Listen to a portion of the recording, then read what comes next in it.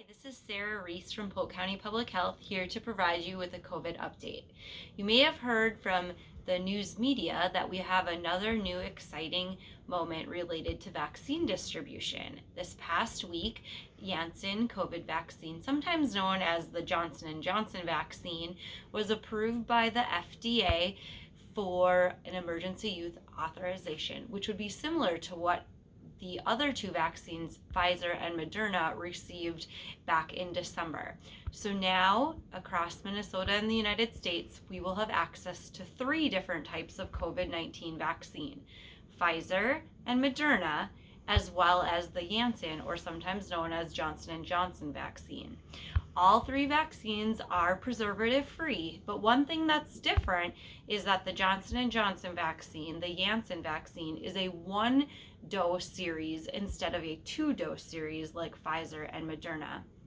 Because vaccine is limited, it is important that I recommend to you to take any vaccine that is offered to you. So if you are offered through your employer or other means, including your healthcare provider or pharmacy, if you are offered the Pfizer, Moderna, or the Janssen vaccine, I do recommend that you take what is offered to you at the time that it is offered.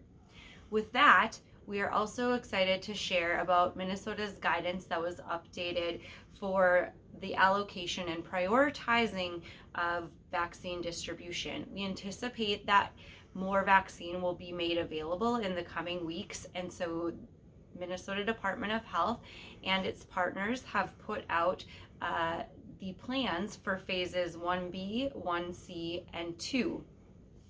Minnesota used a couple of key principles for deciding allocation in Minnesota. We want to maximize the benefit and minimize harms. We want to promote justice. We want to mitigate or reduce health inequities, and we want to promote transparency. Further from that, we did some sub-prioritization, so I want to just take a moment to talk about the sub-prioritization, which is risk criteria that were presented and that Minnesota adopted. So one is looking at the risk of infection, risk of severe morbidity and mortality. So people who are older or have comorbidity are at a higher risk for severe outcomes or death. We're also looking at risk of transmitting it to others based on someone's work setting or home setting. And lastly, the risk of negative societal impact. So people with higher priority due to the extent that society and other people's lives depend on them being healthy.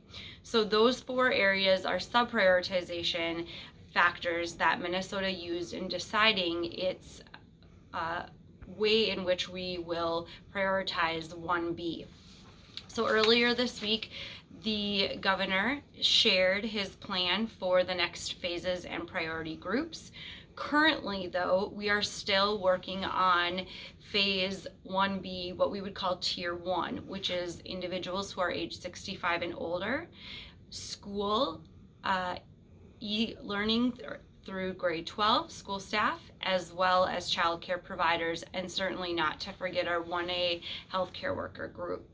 So when we have accomplished meeting 70% of individuals who are 65 and older in Minnesota, then the governor is comfortable to move forward looking into that phase 1B, tier 2, and then into tier 3, 4, and so on.